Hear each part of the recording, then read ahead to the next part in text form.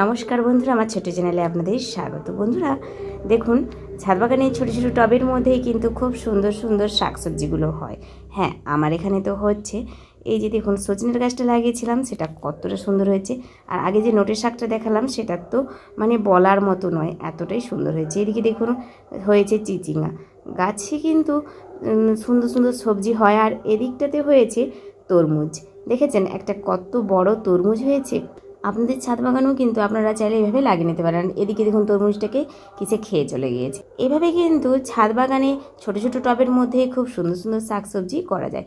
তরমুজের গাছগুলোতে প্রচণ্ড পরিমাণে গুটি এসেছে, দেখেছেন চারধারেই কিন্তু তরমুজের গুটি। আর এদিকেও হয়েছে একটি লাল শাক, আর এদিকটাতে কুমড়ো শাক। তো আপনাদের বলবো, আপনারা যারা ছাদ বাগান করতে চান তারা এরকম ছোট ছোট জিনিসে সুন্দর সুন্দর কিন্তু শাকসবজিগুলো লাগিয়ে নিতে পারেন। আমার এখানে তো হচ্ছে এবং খুব সহজেই হচ্ছে।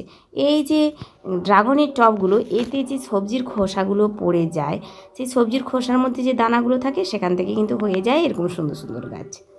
গরমকালে যে তরমুজ খাওয়া, সেই তরমুজটা কিন্তু আমরা যে খোসাগুলো টবের মধ্যে ফেলে দিই তাতেই হয়ে যায়। আর এই নোটের শাকটা দেখেছেন কি সুন্দর, যেমন মোটা তেমন তার মানে ডালপালা ছড়িয়ে কি সুন্দর বৃদ্ধি হচ্ছে। ছাদ বাগানে খুব সহজেই হয় সবজি, তাই অবশ্যই আপনারা ছাদ বাগানে এরকম সবজিগুলো লাগান।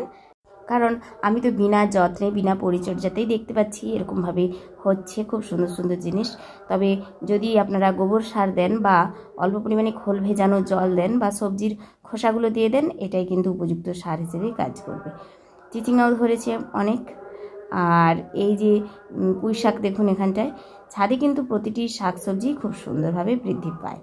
কুমড়ো শাক, লাউ শাক, পুঁই শাক সব কিছুই ছাদ বাগানে করা যায়। তো এই তরমুজটা যেহেতু এখানে রয়েছে, একটাকে ইঁদুরে খেয়ে নিয়েছে, তো এখন এই তরমুজটার মধ্যে আমি কিন্তু একটা পলিথিন দিয়ে দেব।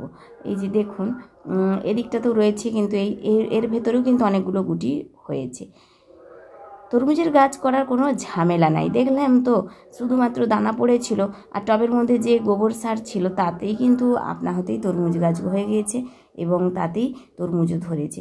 তো এখন এই তরমুজটাকে বাঁচানোর জন্য আমি কি করব, একটা ছোট্ট পলিথিন কিন্তু ওর মধ্যে আমাকে জড়িয়ে নিতে হবে, নইলে কিন্তু ওই তরমুজটা আর রক্ষে নেই। আর আপনাদের বলবো, আপনারা যারা যারা এরকম ছাদ বাগান করেন তারা অবশ্যই ছাদগুলোর যত্ন নেবেন। এই দেখুন, এই যে মানে গামলার ভেতরেও কিন্তু হয়েছে, ওই যে ড্রামগুলোর ভেতরেও কিন্তু দেখছি তরমুজের গুটি হয়েছে।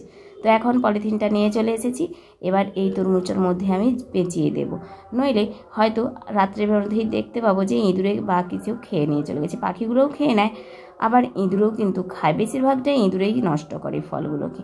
ছাদ বাগানে যে ফল বা সবজি কোনোটাই তোলার মতন মানে ভাবি আজ তুলবো কাল তুলবো, কিন্তু তুলতে আর পারি না, কারণ ইঁদুরে খেয়ে নেয়। আর সব কিন্তু মানে ওদের জন্যই হয়তো আমাদের করা। তবে এই পলিথিনটা আমি আবার পরে খুলে নিয়েছিলাম, আর তরমুজটা সত্যিই আমাদের আর খাওয়া হয়ে ওঠেনি। তরমুজ এইটাও ইঁদুরেই খেয়ে নিয়ে চলে গিয়েছিল। তো কি আর করা যাবে, কিছুই করার নেই। আজকের মতো আমার ভিডিওটি এখানেই শেষ করছি। আপনারা সবাই ভালো থাকবেন, সুস্থ থাকবেন, পারলে অবশ্যই দু একটা গাছ লাগাবেন। আজ আসি, টাটা।